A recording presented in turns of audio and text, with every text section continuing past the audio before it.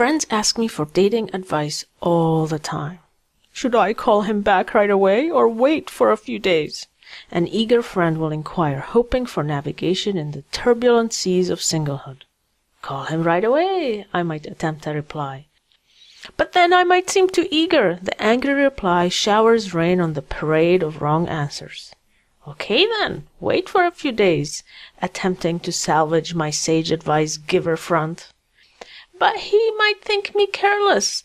The bombardments of ifs and buts, little gestures that might mean this or that or the whole universe.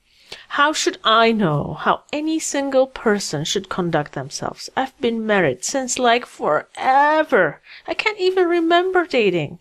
The truth is, I don't know.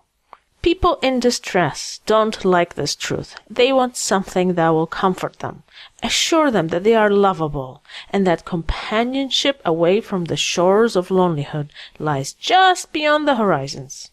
I don't want to be cruel. Okay, let me try. Let me tell you a story. My mother noticed my father at a lakeside resort and felt instantly drawn to him. The problem was that he was sitting under a tree with his nose firmly planted in a book. It didn't matter how hard she tried to draw his attention. Some book or another held a strange seduction over his facilities. And so my mother simply walked over to where he was floating in a sea of verses, pretended to trip, and plopped herself straight on top of him, knocking the book out of his hands. Her armor in her quest was a bikini. In the battle of passion against knowledge, wearing less proves to be more. I grew up in a house that was full of books, and more importantly discussions. Both my brother and I inherited the bookworm seduction from my father. The way I experienced it in my teenage years, reading was an act of rebellion. My reading was a sword, a weapon against the swelling and ebbing flow of forces that I could sense but didn't understand. I wasn't so much a reader, but a book warrior, determined to seek out an answer to a veiled question. I noticed my husband the first time on a bus.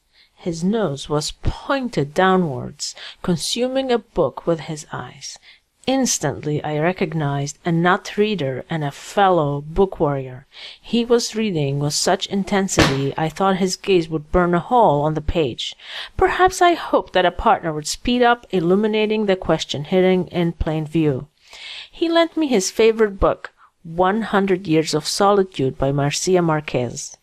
I confess that I didn't understand it, and he chastised me for lacking the maturity to do so. I lent him my favorite book, Cities of Salt by Abdurrahman Munif. He ridiculed the bizarre subplots, and I assured him that the bizarrest of them are historically true. In this fire, a conversation was forged. So to all of you that ask, where do I find the woman of my dreams? When will I meet my soulmate? How do I call in the one?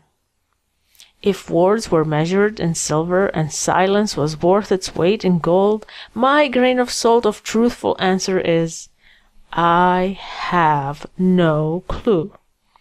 But if you persist and squeeze tight for a last spit of toothpaste from a worn tube, then I recommend you start by falling in love with a book. If you are unable to do that, then fall on top of a book lover.